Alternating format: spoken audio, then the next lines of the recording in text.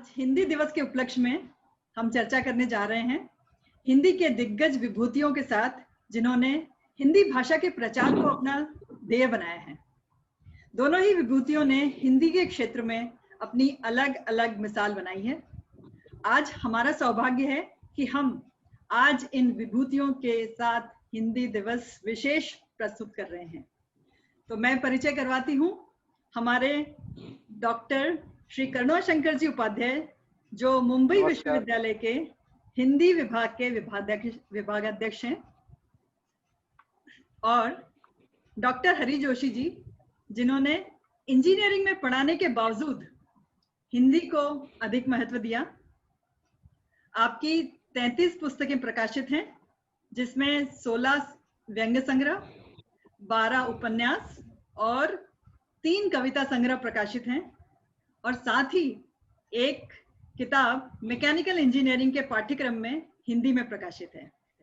प्रश्न पूछना चाहती हूँ उपाध्याय जी, आप बताएंगे कि हमारे देश में 80% जनता हिंदी बोलने और समझने में सक्षम है, फिर भी भारत में रहकर हम हिंदी भाषा बोलकर भी हिंदी दिवस क्यों मनाते हैं? देखिए, 14 सितंबर 1949 को भारतीय संविधान में हिंदी को संवैधानिक दर्जा दिया गया था। उसमें यह व्यवस्था की गई थी कि हिंदी भारतीय संघ की राजभाषा होगी और उसकी लिपि देवनागरी होगी, और 15 साल के बाद अंग्रेजी को हटाकर पूरी तरह से हिंदी को लागू कर दिया जाएगा। इस प्रकार की व्यवस्था की गई थी। चूंकि 15 साल बाद वैसा हो नहीं पाया। 1962 में चीन ने भारत पर आक्रमण किया था। नेहरू की स्थिति उस समय मजबूत नहीं थी, इसलिए उन्होंने अनिश्चित काल के लिए अंग्रेजी को बढ़ा दिया। जब इंदिरा गांधी आई तो उन्होंने 1966-67 में पहली बार हिंदी दिवस मनाने के लिए सर्कुलर जारी किया, अध्यादेश जारी किया। तब से भारत सरकार के सभी मंत्रालयों में, तमाम सरकारी प्रतिष्ठानों में, बैंकों में, विभागों में, दूतावासों में 14 सितंबर को हिंदी दिवस मनाया जा रहा है। अब यह बहुत व्यापक हो गया है। अब विश्वविद्यालय हों, महाविद्यालय हों, विद्यालय हों, स्वायत्त सेवी संस्थाएं हों, यहाँ तक कि तमाम न्यूज चैनल्स लेकर अखबार तक, अब हर जगह, हर संस्था के द्वारा एक दिन के लिए ही सही हिंदी दिवस मनाया जा रहा है। और अब यह बढ़ करके धीरे धीरे हिंदी सप्ताह, हिंदी पखवाड़ा और हिंदी माह तक पहुंच गया है। तो निकट भविष्य में हम विश्वास व्यक्त करते हैं कि हम एक दिन हिंदी वर्ष तक पहुंच जाएंगे। हाँ, मैं ये बोलना चाहूंगा कि उपाध्याय जी, मैं एक बार अन्नामलाई विश्वविद्यालय में रहा 15 दिन। जी सर। मद्रास, तमिलनाडु में। और वहां मैंने देखा कि एक मूर्ति बनी हुई है राजेंद्रन की विश्वविद्यालय के कैंपस में, और मूर्ति इसलिए कि उसने हिंदी का विरोध करते करते गोली खाई थी, और वहां पर वो एक नायक माना गया। तो मैंने बाद में धर्मयुग में एक लेख लिखा कि ये हिंदी का जो विरोध है ये शुद्ध रूप से वहां राजनीतिक हुआ, क्योंकि जब उसी तमिलनाडु में मैं रामेश्वरम में गया तो वहां प्रत्येक व्यक्ति हिंदी बोलता था। उसका कारण क्या था कि उसकी वो व्यावसायिक आवश्यकता थी। उससे मालूम था कि रामेश्वरम में पूरे देश भर से, उत्तर प्रदेश, मध्य प्रदेश, राजस्थान, हिमाचल, सब जगह से लोग आते हैं, इसलिए हिंदी ही बोलना पड़ेगा। तो वही तमिलनाडु का प्रत्येक व्यक्ति, बालक, रिक्शा चालक, मैंने हर एक को हिंदी बोलते हुए देखा। तो मेरा निवेदन यह है कि हिंदी को थोड़ी व्यावसायिक दृष्टि से लोकप्रिय बनाने की आवश्यकता है। और इंजीनियरिंग में, जैसे यूपी में, मैं कभी कभी यूपीएससी या पीएससी इलाहाबाद जाता हूँ, वहां पर मुझे अच्छा लगता है कि उन लोगों ने अंग्रेजी में और हिंदी में साथ साथ इंजीनियरिंग के प्रश्न पत्र सेट करवाए हैं। और वहां के बच्चे हिंदी भी इसलिए बोलते हैं, यानी सिर्फ अंग्रेजी नहीं बोलते। मुश्किल यह है कि इस समय टेक्नोलॉजी का इतना अधिक प्रसार अमेरिका और लंदन जाने की चाह में हुआ कि हमारे बच्चे जो हैं वो हिंदी छोड़कर अंग्रेजी में चले गए। और इस समय मुश्किल यह है कि हम अधकचरे रह गए, हिंदी में भी और अंग्रेजी में भी। आप यदि उनसे कहें कि अंग्रेजी में एक ड्राफ्ट कर लें 2 पृष्ठ का, तो करना बड़ा मुश्किल होगा। तो इसलिए इस समय ये जो एक क्रेज हुई है, एक इच्छा हुई कि हमको सब पैसे कमाना है, अमेरिका जाकर, यहाँ जाकर, उस चक्कर में हिंदी को हम छोड़ करके अंग्रेजी में चले गए। ये हुआ है। जी हाँ, तमिलनाडु को लेकर एक बात मैं कहना चाहूंगा कि सर 2000 और 2011 के बीच जो जी जनगणना हुई है उसके जी अनुसार 24% की दर से वहाँ हिंदी बढ़ी है, और जी, अभी 2011 के बाद वह लगभग 40% की दर से बढ़ बहुत रही अच्छा। है। और जी तमिलनाडु में राजस्थान पत्रिका जो अखबार है हाँ उसकी हाँ 6 लाख प्रतियां प्रतिदिन छपती हैं, अच्छा। और 4 लाख सही। प्रतियां केवल कोयम्बटूर से छपती हैं। 4 हम्म। लाख प्रतियां अगर एक जगह छप रही तो इससे आप अंदाज लगा सकते हैं कि वहाँ किस प्रकार से हिंदी जानने वाले लोग हैं। जो विरोध है वो सही। केवल राजनीतिक है, उसका हाँ जनता से कुछ भी लेना देना नहीं। ठीक बात है, सही ये बात। बात सही है। और हमारे अटल जी ने राष्ट्र संघ में इसकी शुरुआत की है। जी अभी जी नरेंद्र सर। मोदी जी भी इस दिशा में बहुत अच्छा काम कर रहे हैं। हिंदी जी को लोकप्रिय बनाने में हमारे यहाँ के इन प्रमुख लोगों का बड़ा योगदान है। और जी मुझे पूरा विश्वास है कि हिंदी की लोकप्रियता और सर्वमान्यता इससे बढ़ेगी। जी तो मेरा अगला प्रश्न है उपाध्याय जी से कि विश्व में हिंदी का क्या स्थान है और हिंदी के भविष्य के बारे में आप क्या कहना चाहेंगे? हाँ, मेरी एक पुस्तक है हिंदी का विश्व संदर्भ, जिसके अब तक 5 संस्करण आ चुके हैं और कई हजार प्रतियां बिक चुकी हैं। उसमें हमने सिद्ध किया है 14 देशों की यात्रा करने के बाद कि हिंदी जो है 64 करोड़ लोगों की मातृभाषा है, 24 करोड़ लोगों की दूसरी भाषा है। मान लीजिए पहली भाषा मेरी मराठी है, पंजाबी है, बांग्ला है, तो दूसरी हिंदी है। और 42 करोड़ लोगों की तीसरी, चौथी, पांचवी अथवा विदेशी भाषा है। अगर सबको मिला दिया जाए, इस धरती पर 1 अरब 30 करोड़ लोग, 1300 मिलियन लोग जो है हिंदी बोल अथवा समझ सकते हैं। दैनिक जागरण ने 10 जनवरी 2017 को मेरी पुस्तक को आधार बनाकर अपनी हेडलाइन बनाई थी, और उसमें उन्होंने दिया था कि दुनिया में सबसे ज्यादा बोली जाने वाली भाषा बनी हिंदी। तो उसको हमने सिद्ध किया है। दूसरे नंबर पर चीन की भाषा मंदारिन है, जिसके बोलने वाले 1 अरब 11 करोड़ हैं। उसका एक बड़ा कारण यह है कि भारत में 78% लोग हिंदी बोल और समझ लेते हैं, जबकि चीन में केवल 62% लोग ही हिंदी बोल अथवा समझ पाते हैं, और 38% चीनी जो है मंदारिन नहीं बोल पाते। जिस प्रकार से भारत में 22 बड़ी भाषाएं हैं, संविधान की 8वीं अनुसूची में हैं, उसी प्रकार से चीन में 56 भाषाएं हैं, जिनमें तिब्बती है, कैंटनी है, मंगोलियन है, कोरियन है, उइगिरी है, यू है। ऐसी बहुत सारी भाषाएं हैं जो मिलाकर 56 की संख्या में होती हैं। तो इस कारण से चीन की स्थिति जो है भारत से तुलनात्मक दृष्टि से ज्यादा खराब है, क्योंकि वहाँ तानाशाही है, इसलिए वहाँ की बात बाहर नहीं आती। दूसरी बात, अंग्रेजी का जहाँ तक सवाल है, तो पूरे विश्व में अंग्रेजी बोलने वाले 64 करोड़ हैं। यानी हिंदी बोलने वाले जितने इस धरती पर हैं उसके आधे भी अंग्रेजी बोलने वाले नहीं हैं। इसी से आप अंदाज लगा सकते हैं कि हिंदी और अंग्रेजी में कितना फर्क है। और उसमें एक बड़ी भूमिका भारत, पाकिस्तान, श्रीलंका, नेपाल, बांग्लादेश की है। अगर दक्षिण एशियाई देश जो है अंग्रेजी बोलना छोड़ दें, तो अंग्रेजी चौथे नंबर पर पहुंच जाएगी, और स्पेनिश जो है वह तीसरे नंबर पर पहुंच जाएगी। आज हिंदी पूरे विश्व में बहुत तेजी के साथ बढ़ रही है। अमेरिका में 105% की दर से 2000 और 2011 की जनगणना के अनुसार अमेरिका में हिंदी बढ़ी है, और अब जो है वो लगभग 150% की दर से बढ़ रही है। 2021 का जो आंकड़ा होगा, अमेरिका में जो 33 करोड़ की जनसंख्या है, उसमें 1 करोड़ 20 लाख के आसपास भारतीय उपमहाद्वीप के लोग हैं।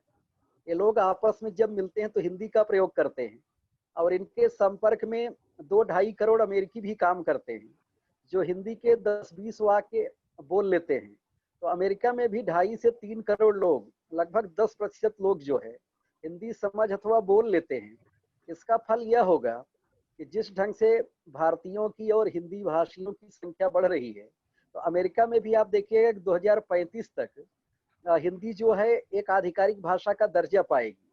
जैसे आप जानते हैं कि भारत के बाहर हिंदी फिजी की राजभाषा है, और 2 साल पहले संयुक्त अरब अमीरात ने हिंदी को अपनी तीसरी आधिकारिक भाषा का दर्जा दिया, और वहाँ के न्यायालयों में भी हिंदी को उसका अधिकार दिया गया है। हिंदी में वहाँ बहस होती है और निर्णय दिए जाते हैं। यह बहुत बड़ा परिवर्तन है। इंग्लैंड और अमेरिका जो अंग्रेजी के गढ़ हैं, वहाँ भी हिंदी अपनी छाप छोड़ रही है, अपनी स्थिति मजबूत कर रही है। और 2035 तक मैं गारंटी के साथ कह सकता हूँ, वहाँ हिंदी को आधिकारिक भाषा का दर्जा मिलेगा। उसका बड़ा कारण यह है कि आने वाला समय जो है हिंद और हिंदी का है। पूरा विश्व जो है इस समय भारत की उभरती हुई अर्थव्यवस्था और उभरती हुई शक्ति से परिचित है। ऐसा माना जाता है कि राष्ट्र की भांति भाषाओं का भी अपना समय होता है।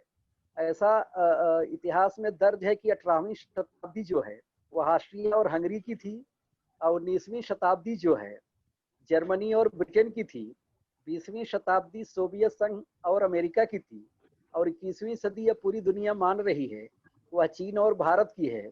अगर 21वीं सदी भारत और चीन की है, यह हिंदी और मंदारिन की भी है, क्योंकि अंतर्राष्ट्रीय राजनीति में, अंतर्राष्ट्रीय व्यापार में जैसे जैसे भारत और चीन का हस्तक्षेप बढ़ेगा, वैसे हिंदी और मंदारिन का भी प्रयोग बढ़ेगा। इसलिए आने वाला समय हिंद और हिंदी का है। हमें इस दृश्य से देखने की और समझने की जरूरत है। बहुत बढ़िया, अच्छा बहुत है अच्छा, हिंदी का स्तर बढ़े। बहुत अच्छा उपाध्याय जी ने। इस धन्यवाद संदर्भ में मैं कुछ बात करना चाहूंगा। नहीं, उपाध्याय जी ने बहुत बढ़िया विश्लेषण किया है हिंदी भाषा का। मैं लगभग 9 बार अमेरिका गया जी सर। और विभिन्न शहरों में 5-5, 6-6 महीने रहा। जी। ऑस्टिन में यूनिवर्सिटी ऑफ टेक्सास है, ऑस्टिन जी। राजधानी है उसकी। जी। वहां पर मैं हिंदी विभागाध्यक्ष से मिला। जी। उनका नाम तो अमेरिकन लगा, जी। लेकिन जब मैंने उनसे बात की तो बोले कि जोशी जी, हमारे पिताजी उत्तर प्रदेश से 80 वर्ष पहले यहाँ पर आ गए, तो नाम मेरा जरूर अमेरिकन है, मैं अमेरिकन लगता भी हूँ, परंतु मैं पैतृक दृष्टि से हिंदी के परिवार में ही पैदा हुआ और हिंदी बोलता हूँ। एक दूसरी बात, अमेरिका में भी अब आप अंग्रेजी के जो बहुत सारे शब्द हैं, वो आप देखिए, जंगल, गोंडवाना शब्द अंग्रेजी का मैंने पढ़ा, मैंने कहा ये तो हिंदी का शब्द है, बोले हमारे यहाँ गोंडवाने का उपयोग हम लोग करते हैं। वहां पर जितनी कवि गोष्ठियों में गया अमेरिकन में, वो लोग मुझे नमस्ते करते थे। दूसरी बात यह है कि हिंदी और हिंदू राष्ट्र की बात मैं नहीं करता, किंतु भारत की बात जरूर करता हूं कि यहाँ पर एक आतंकवादी मानसिकता बिल्कुल नहीं है। यहाँ के बच्चे बड़े परिश्रमी हैं और वहां पर बड़े बड़े मंदिर, बड़े बड़े पूजा स्थल है, वहां पर भी हिंदी का प्रयोग होता है। इसलिए हिंदी की लोकप्रियता बनी रहना जरूरी है और बनी रहेगी। जी, बहुत अच्छा। तो उपाध्याय जी, आप बताएं कि आप महाराष्ट्र में कब से हैं और आपने हिंदी के क्षेत्र में क्या क्या बदलाव देखे यहाँ पे? जी, मैं 1986 में 12वीं तक पढ़ाई करके मुंबई आया। तो आपकी जानकारी के लिए बताएं, कुछ समय मुंबई में 2 ही अखबार हिंदी के निकलते थे। एक नवभारत टाइम्स था और दूसरा निर्भय पथिक था। आज जो है हिंदी के 15 दैनिक हैं और लगभग 15 ही अखबार दोपहर के और सांझ दैनिक हैं, और 20 अखबार साप्ताहिक और पाक्षिक हैं। इस समय लगभग 50 से ज्यादा अखबार जो है मुंबई में निकल रहे हैं।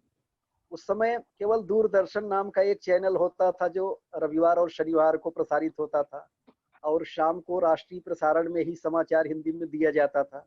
आज आप देख रहे हैं कि 350 से ज्यादा हिंदी के चैनल हैं जो लगातार हिंदी में सामग्री परोस रहे हैं। इसी प्रकार से इंटरनेट की दुनिया में अब बहुत बड़ा परिवर्तन जो है आया है। पहले मैं थोड़ा विश्वविद्यालय के बारे में बता दूं कि जब यहाँ पर हिंदी की पढ़ाई शुरू हुई 1970 में, तो पहले केवल विश्वविद्यालय में ही एमए की पढ़ाई होती थी और पीएचडी की, एमफिल की, लेकिन आज 40 से ज्यादा महाविद्यालयों में होती है। इसके अलावा जो करेस्पॉन्डेंस कोर्स है, आइडोल है, दूरस्थ शिक्षण संस्थान, वहां पर भी 800 से 900 विद्यार्थी होते हैं। इस समय मुंबई विश्वविद्यालय के हिंदी विभाग में 100 से ज्यादा छात्र और लगभग 40 महाविद्यालयों में 1000 के आसपास छात्र और 700-800 छात्र दूरस्थ शिक्षण विभाग में होते हैं जो प्रतिवर्ष एमए करते हैं। और इनको सबसे ज्यादा नौकरी, ध्यान रखिए कि टेलीविजन इंडस्ट्री में मिल रही है। टेलीविजन उद्योग इस समय सबसे बड़ा उद्योग है, जहां लगभग 3 करोड़ लोगों को नौकरी मिली हुई है, चाहे वो समाचार चैनलों में हो, चाहे वह ज्ञानवर्धक डिस्कवरी चैनल या नेशनल ज्योग्राफिक चैनल जैसा चैनल हो या मनोरंजन का चैनल हो। जैसे आप कोई धारावाहिक देख रहे हैं और 50 किरदार आपको दिखाई दे रहे हैं, तो लगभग 200 लोग पर्दे के पीछे हैं जो दिखाई नहीं दे रहे हैं। यानी जैसे सिनेमा की दुनिया थी, बॉलीवुड की दुनिया थी, उससे भी बड़ा रोजगार का क्षेत्र जो है वह टेलीविजन उद्योग बन गया है। और दूसरा अनुवाद और डबिंग, ये दो इंडस्ट्री बन गए हैं, दो उद्योग बन गए हैं, जहाँ बहुत बड़े पैमाने पर लोगों को रोजगार मिल रहा है। जो शिक्षा का क्षेत्र है, अगर उसे छोड़ दिया जाए तो भारत सरकार के हर एक विभाग में, सार्वजनिक क्षेत्र के तमाम बैंकों में, महारत्न कंपनियों में, रिजर्व बैंक में, हर जगह राजभाषा विभाग है और बड़े पैमाने पर राजभाषा अधिकारियों की भर्ती हुई है। तो रोजगार का क्षेत्र भी हिंदी में बहुत व्यापक हुआ है और उसमें मुंबई महानगर की भूमिका बहुत ज्यादा है, क्योंकि दिल्ली के बाद हर बड़ी कंपनी के, हर बड़े बैंक के जो कारपोरेट कार्यालय हैं वह सब मुंबई में हैं। इसलिए यहाँ राजभाषा का विभाग भी बहुत समृद्ध और संपन्न है और बहुत सारे लोग लगातार कार्य कर रहे हैं। तो इस दृष्टि से मैं ये कहना चाहूंगा कि जो समय इस मुंबई में पिछले 30-35 सालों में बदला है, वह हिंदी के पक्ष में बहुत तेजी से बदला है। और सबसे बड़ा बदलाव जो हुआ है वो पिछले 5 सालों में हुआ है। एक तो मोदी जी ने पूरे विश्व में हिंदी में भाषण दे करके हिंदी की ब्रांडिंग कर दी है। इसके पहले हम अमिताभ बच्चन और लता मंगेशकर की आवाज को ही हिंदी की ब्रांडिंग के रूप में देखते थे। मोदी जी ने लगभग हर मंच पर हिंदी में दहाड़ करके विश्व के हर एक देश में हिंदी में भाषण दे करके जनता को जिस प्रकार से प्रभावित किया है, जिस प्रकार से लाखों लोग उनको विदेशों में भी सुनते हैं, यह उनका जादुई प्रभाव है। दूसरा बड़ा कारण यह है कि गूगल का सर्वेक्षण बताता है कि पिछले 5 सालों में जो है हिंदी में जो इंटरनेट पर जो हिंदी में सामग्री उपलब्ध कराई जा रही है उसमें 94% की दर से इजाफा हुआ है, जबकि अंग्रेजी में केवल 19% की दर से इजाफा हुआ है। तो आपकी जानकारी के लिए बताएं कि 5 साल पहले अंग्रेजी के 1,62,000 पृष्ठ जो है, 1,62,000 करोड़ पृष्ठ अंग्रेजी में थे इंटरनेट पर, और हिंदी में मात्र 82,000 करोड़ पृष्ठ थे। आज हिंदी में 3,84,000 करोड़ पृष्ठ जो है वह इंटरनेट की दुनिया में है, और अंग्रेजी में लगभग 3.5 लाख के आसपास, 3.5 लाख करोड़ के पृष्ठ के आसपास पृष्ठ जो है इंटरनेट की दुनिया में है। इंटरनेट की दुनिया में भी अंग्रेजी के एकाधिकार को हिंदी ने ध्वस्त कर दिया है। जो गूगल पर हिंदी सर्च वॉइस क्वेरी है वह 400% की दर से बढ़ रही है। इस समय पूरे विश्व में 1 अरब 80 करोड़ लोग यूट्यूब के उपभोक्ता हैं, और यूट्यूब में 27 करोड़ उपभोक्ता भारत के हैं, और उनमें से 26 करोड़ लोग, 93% लोग जो है युवा, भारतीय युवा जो है यूट्यूब वीडियो हिंदी में देखते हैं।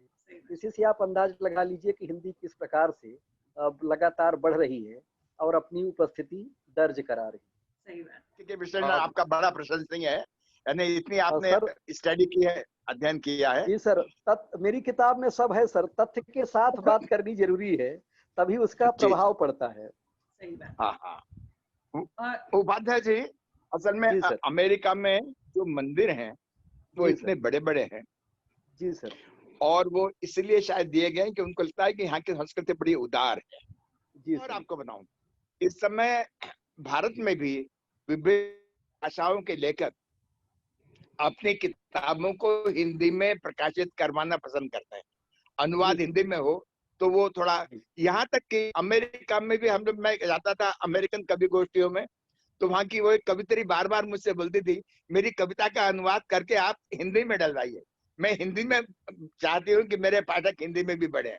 तो हिंदी के प्रति ये जो एक आकर्षण है ये बड़ा महत्वपूर्ण है।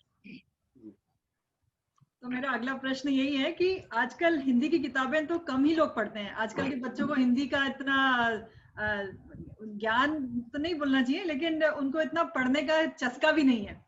तो फिल्मों के जरिए या टीवी के जरिए तो फिर भी हिंदी जिंदा है। तो आप इस पर क्या विचार प्रस्तुत करना चाहते हैं?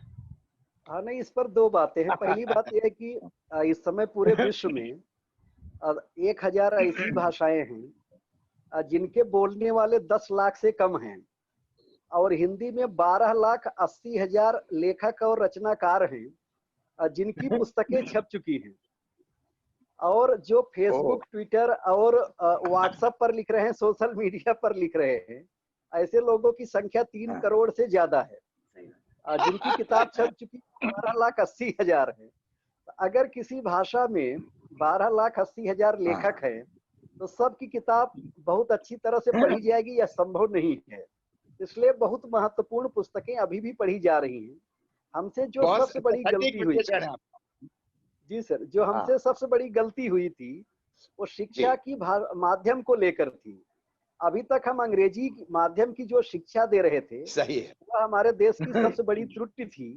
अंग्रेजी को एक भाषा के रूप में पढ़ाएं, जापानी को, जर्मन को, सबको, किसी को आपत्ति नहीं है। दुनिया के हर एक देश ने अपनी भाषा में विकास किया है। केवल अंग्रेजी 4 ही देशों की राजभाषा है, इंग्लैंड, अमेरिका, कनाडा और दक्षिण अफ्रीका। बाकी हर देश की अपनी भाषा है।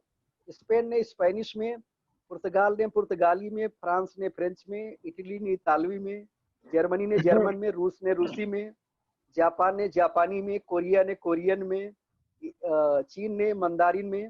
यहाँ तक कि 80 लाख की आबादी वाला जो देश इजराइल है, उसने हिब्रू में पढ़ाई करके और उच्च स्तरीय मौलिक शोध कार्य करके अब तक 12 नोबेल पुरस्कार जीता है, जबकि हम 1 अरब 35 करोड़ की जनसंख्या वाले 12 नोबेल पुरस्कार नहीं जीत पाए हैं। तो इसका मतलब यह है कि विकास का संबंध अपनी भाषा से है, स्वभाषा से है। तो इसकी जो और ये भी मैं कहना चाहूंगा कि दुनिया के जो पिछड़े हुए देश हैं, जैसे अफ्रीकी देश हैं, उनके पिछड़ेपन का कारण भी विदेशी भाषाएं हैं, क्योंकि यूरोप के उपनिवेश रहे हैं। यूरोपीय भाषाएं और अरबी जो है उनके ऊपर लादी गई है। अपनी भाषा ना होने के कारण उनका कोई सांस्कृतिक और राजनीतिक व्यक्तित्व नहीं बन पा रहा है, और अंतरराष्ट्रीय राजनीति में उनका हस्तक्षेप नहीं है। तो विकास का संबंध अपनी भाषा से समझने की जरूरत है। हमारी जो नई राष्ट्रीय शिक्षा नीति आई है, इसमें हिंदी और मातृभाषा को 5वीं तक शिक्षा का माध्यम बनाया गया है, उसे अनिवार्य रखा गया है। अगर आपकी मातृभाषा अंग्रेजी नहीं तो आप अंग्रेजी माध्यम में नहीं पढ़ सकते हैं। अब अंग्रेजी केवल एक विषय के रूप में पढ़ाई जाएगी और इसे 8वीं तक बढ़ाया जाएगा। अगर 8वीं तक आप हिंदी और भारतीय भाषाओं को शिक्षा का माध्यम बनाते हैं, तो बच्चे अपने आप हिंदी में लिखी गई तमाम पुस्तकें पढ़ेंगे। अंग्रेजी को एक भाषा के रूप में अगर पढ़ते हैं, तो बच्चों में स्वतंत्र चिंतन विकसित होगा, समझ का कोई विकल्प नहीं होगा। जब सही समझ का विकास होगा, तो बच्चे मौलिक शोध कार्य करेंगे, तब उनमें नवाचार आएगा, इनोवेशन आएगा, और वह विश्वस्तरीय शोध कार्य दे पाएंगे। हम विश्वस्तरीय शोध कार्य इसलिए नहीं कर पा रहे हैं कि हमारे बच्चों की सारी ऊर्जा जो है, सारी शक्ति जो है, अंग्रेजी रटने में जा रही है। सर ने जैसे की किताब लिखी, अभी अटल बिहारी वाजपेयी विश्वविद्यालय जो बना है भोपाल में, वहाँ इंजीनियरिंग और मेडिकल की पढ़ाई हिंदी माध्यम में शुरू किया है। महात्मा गांधी अंतरराष्ट्रीय हिंदी विश्वविद्यालय वर्धा में MBA और लॉ की पढ़ाई हिंदी में शुरू किया है। हमारा भारत सरकार से आग्रह है कि देश के हर एक प्रांत में एक हिंदी माध्यम का विश्वविद्यालय शुरू किया जाए, अंतरराष्ट्रीय स्तर का, जहां सारी पढ़ाई जो है हिंदी माध्यम में हो, और धीरे धीरे चरणबद्ध तरीके से देश के सारे विश्वविद्यालयों में जो शिक्षा का माध्यम है वह हिंदी और भारतीय भाषाओं को बनाया जाए, और अंग्रेजी को मंदारिन की तरह, जापानी की तरह, जर्मन की तरह, फ्रेंच की तरह एक भाषा के रूप में पढ़ाया जाए। अगर हम यह परिवर्तन करने में कामयाब हो जाते हैं, हम अपने देश को विकसित राष्ट्र बना सकते हैं। भारत को अगर विश्व गुरु बनाना है और विश्व गुरु की स्वाभाविक छवि प्रदान करनी है, तो भारत हिंदी और भारतीय भाषाओं में ही विश्व गुरु बन सकता है। गुलामी की भाषा में कोई देश विश्व गुरु नहीं बन सकता। सही बात, बिल्कुल सही है। उपाध्याय जी, संस्कृत में एक बहुत बढ़िया मातृभाषा यो अन्य भाषा पास्ते यत्र शांति हिते देश सर्व सूर्यो न भासते, यानी जो व्यक्ति मातृभाषा को छोड़कर अन्य भाषाओं में उपासना करते हैं, उस देश में ज्ञान का सूर्य कभी उदित नहीं होता। मेरे कॉलेज में थे प्रोफेसर अलेक्जेंडर बोले, कुछ दिन के लिए आए थे रूस से, और जब वो यहाँ के बच्चों को अंग्रेजी माध्यम में पढ़ते देखते थे, तो वो कहते थे, अरे आपके बच्चों में अभी भी गुलामी की मानसिकता है। तो ये वही मैकाले की शिक्षा पद्धति, लेकिन पूरा विश्वास है कि भविष्य में, जी, मैकाले ने स्वयं कहा है कि मैंने पूरी दुनिया, मतलब हिंदुस्तान को घूमा, और घूमने के बाद में इस निष्कर्ष पर पहुंचा हूं, ब्रिटिश पार्लियामेंट में उसने कहा कि वहां पर हिंदी यदि व्यक्ति जानता है तो पूरे वहां की संस्कृति को, वहां के पूरे साहित्य को, पूरे संस्कारों को वो समझ सकता है। ये स्वयं उसने स्वीकार किया है। उसके बावजूद भी क्योंकि उन लोगों को आपको यहाँ ठूंसना था, तो धीरे धीरे वो हमारे यहाँ के जो लोग भी थे, नेता थे या नेतृत्व करने वाले लोग थे, वो भी उनके उसमें प्रवाह में आ गए और अंग्रेजी को अधिक महत्व देते हुए हिंदी को कॉर्नर करते चले गए। लेकिन विश्वास है कि भविष्य में हिंदी का महत्व बढ़ेगा। इस समय पूरे विश्व में जो भारत का एकमात्र स्कूल टॉप 10 में है, वह गुरुकुल प्रथा का हिंदी माध्यम का स्कूल है, जिसका नाम मुनि इंटरनेशनल स्कूल है, जो नई दिल्ली में है। वहाँ सारी पढ़ाई जो है हिंदी माध्यम में होती है और 5वीं कक्षा का बच्चा जो है पहली कक्षा के बच्चे को पढ़ाता है। गुरुकुल प्रथा का स्कूल है, मुनि इंटरनेशनल स्कूल उसका नाम है। और तीसरी चौथी कक्षा का जो बच्चा है वह संस्कृत में आपसे घंटों बात कर सकता है। वह संस्कृत में पूरे विद्यालय का परिचय दे सकता है, जापानी में दे सकता है, जर्मन में दे सकता है। वहां से प्रतिवर्ष दूतावासों के लिए सैकड़ों की संख्या में पढ़ करके छात्र निकल रहे हैं। तो वो उसका योगदान भारत के विकास में बहुत ज्यादा है और उस स्कूल की चर्चा लोग नहीं करते हैं। सही बात है। तो जोशी जी के ऊपर 2 पीएचडी कर चुके हैं हिंदी में, और आप वाद्य जी, आप इतने सारे पीएचडी स्टूडेंट्स को विश्वविद्यालय में पढ़ा रहे हैं, तो आप क्या देखते हैं कि बच्चे किस तरह के विषय चुनते हैं आजकल हिंदी में आगे बढ़ने के लिए? देखिए, इस समय सबसे ज्यादा जो काम चोरी है और पीएचडी में है, बच्चे कथा साहित्य पर सबसे ज्यादा करना चाहते हैं, उपन्यास और कहानी पर। और विशेष करके इस समय जो विमर्श चल रहे हैं, चाहे स्त्री विमर्श हो, दलित विमर्श हो, आदिवासी विमर्श हो, सांप्रदायिकता विमर्श हो, इन पर ज्यादा पीएचडी करना चाहते हैं।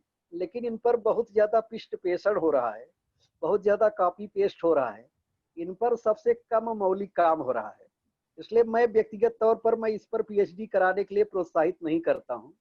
मैं कविता में और क्या कहते हैं, आलोचना में, काव्य शास्त्र में, भाषा विज्ञान में, मीडिया में और बैंकिंग के जो जिस क्षेत्र का है, मान लीजिए कोई रिजर्व बैंक में काम कर रहा है तो उसको रिजर्व बैंक में हिंदी कार्यान्वयन की क्या समस्या है, कोई सार्वजनिक क्षेत्र के बैंक में है, कोई भारत पेट्रोलियम में है, कोई भारतीय रेल में है, जो जिस क्षेत्र में कार्य करता है हम उसको उसी क्षेत्र की में हिंदी के कार्यान्वयन की समस्या पर काम करने के लिए प्रेरित करते हैं। तो आज सिनेमा अध्ययन हो, मीडिया लेखन हो, विज्ञापन लेखन हो, डबिंग हो, कोई भी ऐसा विषय नहीं है जो हमारे यहाँ पाठ्यक्रम में ना हो।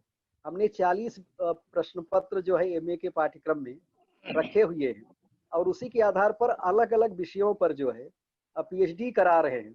कोई भी ऐसी विधा नहीं है और कोई भी ऐसा विषय नहीं है जिस पर हम लोग पीएचडी कराने का प्रयास न कर रहे हों। और ज्यादातर जो आज उपयोगी विषय है और जिससे हिंदी भाषा भी समृद्ध हो, हिंदी साहित्य और आलोचना भी समृद्ध हो, और पीएचडी करने वाले के लिए वह पुस्तक आगे काम करे, ऐसा काम करवाने का हम लोग प्रयास कर रहे हैं। मेरी एक इंजीनियरिंग में किताब आई है, सामग्री प्रौद्योगिकी, वो शुद्ध हिंदी में है और मेरी कोशिश है कि ऐसी ही किताबें इंजीनियरिंग में और आना चाहिए। कुछ आ भी रही हैं, उसके कारण तकनीकी ज्ञान विज्ञान में भी हिंदी भाषा का समावेश हो सके। भाषा को बढ़ाने का जो सबसे अच्छा तरीका है वह इस समय डिजिटल प्लेटफॉर्म है। आने वाले समय में वही भाषाएं मजबूत बनेगी जिनकी सारी सामग्री इंटरनेट की दुनिया में उपलब्ध होगी, जिनका संपूर्ण शब्दकोश, संपूर्ण साहित्य, संपूर्ण विश्वकोश, ज्ञान विज्ञान, तमाम पुस्तकें डिजिटल लाइब्रेरी में ई बुक और इंटरनेट की दुनिया में उपलब्ध होंगी। उन्हीं भाषाओं की प्रगति होगी। इसलिए यह सदी जो है बहुत तेज बदलावों की सदी है, तीव्र परिवर्तनों की सदी है। वैश्वीकरण की जो आंधी आई है उसके कारण पूरी दुनिया एक अंतहीन स्पर्धा में झोंक दी गई है। तो भाषाएं भी अब बिना स्पर्धा के नहीं टिक सकती हैं। जो भाषा सदी के तमाम बदलावों, तमाम चुनौतियों के साथ और अपनी उपयोगिता पर खरी उतरेगी, वही भाषा बचेगी और उसी का विकास होगा। हिंदी इस दृष्टि से लगातार बढ़ रही है और विश्व के हर एक क्षेत्र में बढ़ रही है। आज सबसे ज्यादा जो विश्व के 10 सबसे ज्यादा पढ़े जाने वाले अखबार हैं, उनमें पहले 5 हिंदी के हैं। हिंदी में जितनी पुस्तकें इस समय छप रही हैं, उतनी पुस्तकें दुनिया की किसी भी भाषा में नहीं छप रही हैं। हिंदी में इस समय हजारों की संख्या में निकलने वाली पत्रिकाएं हैं और सैकड़ों ई पत्रिकाएं, ई जर्नल्स हैं, और वो देश विदेश में लगभग हर जगह से निकल रहे हैं। तो आज हम कह सकते हैं कि हिंदी सभी महाद्वीपों में और विश्व के 206 देशों में फैल चुकी है, व्याप्त है। क्योंकि लगातार बहुराष्ट्रीय कंपनियां भारत में निवेश कर रही हैं और भारत के प्रशिक्षित पेशेवर लगातार विदेशों में नौकरी के लिए जा रहे हैं। इसलिए दोनों तरफ से हिंदी का प्रयोग जो है वह बढ़ रहा है। आज बहुराष्ट्रीय कंपनियां और बाजार की शक्तियां अपने लाभ के लिए ही सही हिंदी का प्रयोग करने के लिए अभिशप्त हैं, क्योंकि हिंदी चाहे पर्यटन का क्षेत्र हो, मनोरंजन का क्षेत्र हो, सिनेमा का क्षेत्र हो, राजनीति हो, समाज का क्षेत्र हो, संस्कृति का क्षेत्र हो, धर्म का क्षेत्र हो, खेल जगत हो, हर जगह हिंदी ही प्रयोग में है। इस देश में अभी भी 2% से कम लोग ही अंग्रेजी जानते हैं। इसलिए मैंने हिंदी को बढ़ावा देने के लिए उसका संबंध जो है मानवाधिकार से जोड़ा है। हम लगातार सर्वोच्च न्यायालय को और भारत सरकार को लिख रहे हैं। इस देश में 78% जनता हिंदी बोल अथवा समझ सकती है। अगर हम सर्वोच्च न्यायालय में, उच्च न्यायालयों में और भारत सरकार के तमाम कामकाज हिंदी में नहीं कर रहे हैं, तो 78% लोगों के मानवाधिकार का उल्लंघन है। इसी प्रकार से विश्व का हर छठा व्यक्ति हिंदी बोलता अथवा समझता है। अगर हिंदी संयुक्त राष्ट्र संघ में प्रतिष्ठा सहित आसीन नहीं है, तो यह विश्व के हर छठे व्यक्ति के मानवाधिकार का उल्लंघन है। हमारी मांग का एक असर यह हुआ है, 2 साल पहले संयुक्त राष्ट्र संघ ने हिंदी में ट्विटर हैंडल शुरू कर दिया है, हिंदी में वेबसाइट बना दी है। संयुक्त राष्ट्र संघ जो है हर शुक्रवार को 8 से 9 बजे जो संयुक्त राष्ट्र संघ का रेडियो है उस पर 1 घंटे का हिंदी कार्यक्रम दे रहा है। और संयुक्त राष्ट्र संघ का मानना है कि 10 करोड़ से ज्यादा ट्वीट अगर उसे हिंदी में मिलते हैं तो वह हिंदी को अगले स्तर पर ले जाएगा। तो हम सबका यह कर्तव्य है कि संयुक्त राष्ट्र संघ के ट्विटर हैंडल को हिंदी में फॉलो करें और ज्यादा से ज्यादा सामग्री जो है उस तक पहुंचाएं और भारत सरकार के तमाम विभागों को, सर्वोच्च न्यायालय को और संयुक्त राष्ट्र संघ को लगातार ट्वीट करें, लगातार उनको मेल करें, लगातार उनको पत्र लिखें कि वह हिंदी में कामकाज करें और हिंदी को उसका स्वाभाविक स्थान दिलाएं, क्योंकि यह मनुष्य के उसके स्वाभाविक और मानवीय अधिकार का प्रश्न है। इसी के साथ मैं अपनी बात को और विशेष करके अपर्णा जी को बहुत बहुत धन्यवाद देता हूँ। धन्यवाद। जय हिंद, जय हिंदी। धन्यवाद उपाध्याय जी, धन्यवाद जोशी जी। आप जैसे लोगों की वजह से आज हिंदी का स्तर इस मुकाम तक है। तो हमारे देश में तो हिंदी मातृभाषा होने के साथ साथ जन जन की भाषा रहे, इसी अपेक्षा के साथ संपर्क भाषा है जी, वो संपर्क भाषा भी है। हिंदी पूरे देश में लद्दाख से कन्याकुमारी तक आप चले जाइए और कच्छ से मिजोरम या त्रिपुरा तक चले जाइए, हिंदी में आपका पूरा काम हो जाता है। सही बात है, सही है। तो हिंदी दिवस की बहुत बहुत शुभकामनाओं के साथ नमस्कार। आपको भी बहुत बहुत शुभकामनाएं। पूरे देशवासियों को, पूरे विश्व को हिंदी दिवस की शुभकामनाएं। धन्यवाद। जय हिंद, जय हिंदी। आप देख रहे हैं इंस्पिरेशन स्थान। आगामी वीडियो के लिए इसे सब्सक्राइब करें, इस वीडियो को लाइक और शेयर करें और अपने कमेंट्स देना न भूलें। धन्यवाद।